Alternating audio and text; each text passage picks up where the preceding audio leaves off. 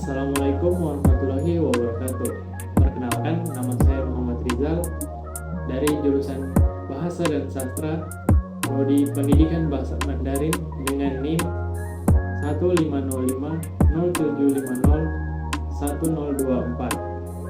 Tujuan pembuatan video kali ini guna untuk memenuhi tugas dari mata kuliah pengantar pendidikan. Nah, sebelumnya kita sudah mengetahui bahwa pendidikan merupakan fondasi utama dalam pembangunan suatu bangsa.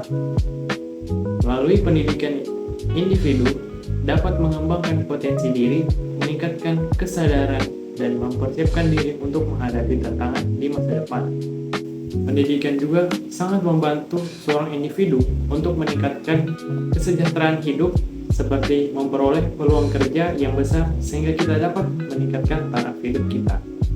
Namun, seringkali pada pendidikan juga terdapat atau muncul suatu permasalahan yang dimana karena adanya ketidaksesuaian antara harapan, tujuan, dan hasil yang dicapai, serta keterbatasan sumber daya dalam menghadapi tantangan yang terus berubah.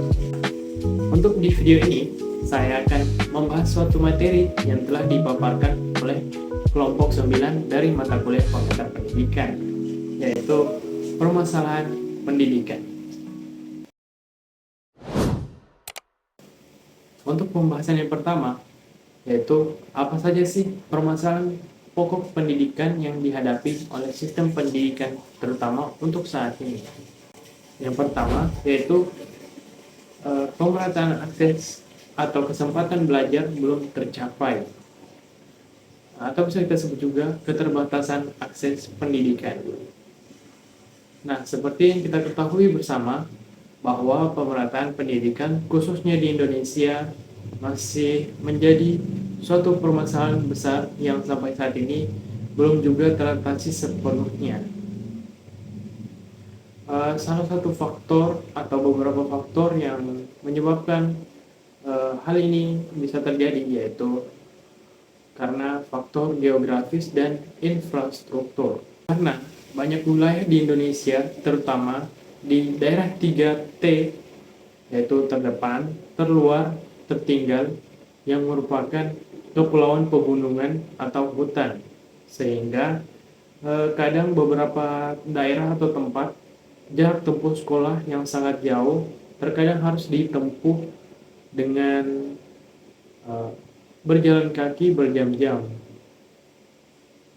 seperti menyeberangi sungai atau melewati jalan yang berlumpur, sehingga hal ini menjadi penghalang utama bagi siswa dan guru.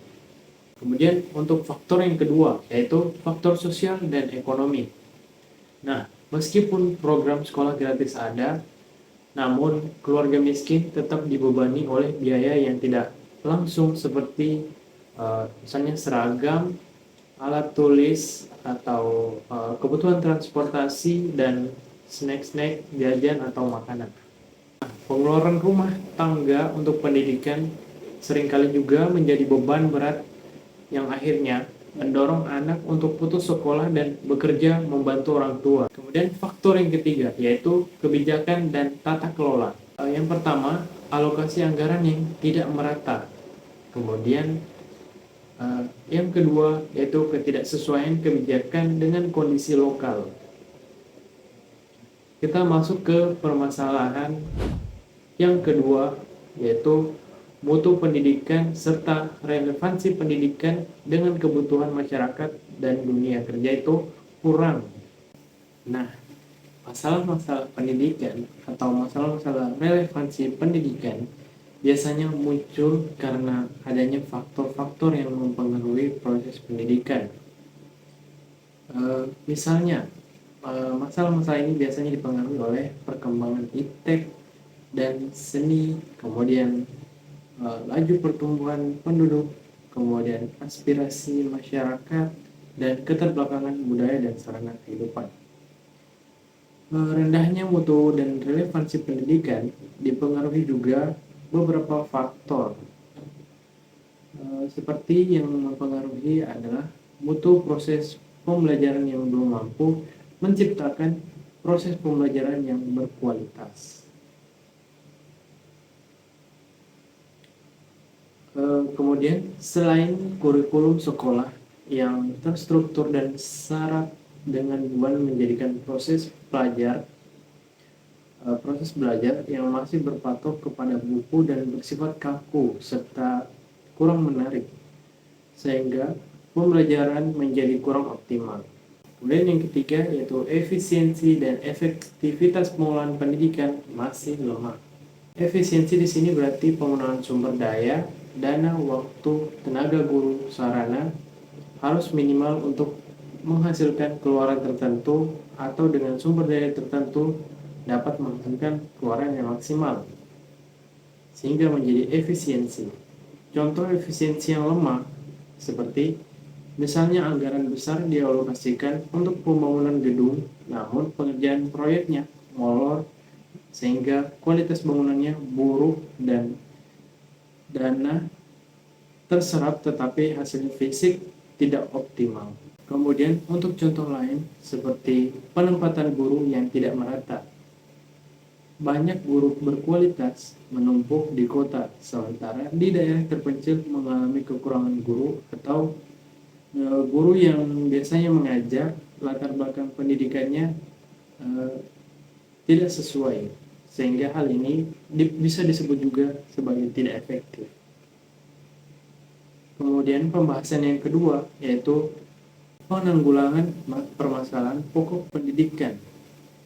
Untuk yang pertama penanggulangannya yaitu dengan meningkatkan fasilitas dan sarana prasarana seperti membangun gedung sekolah di daerah terpencil, memperbaiki gedung sekolah yang kurang layak,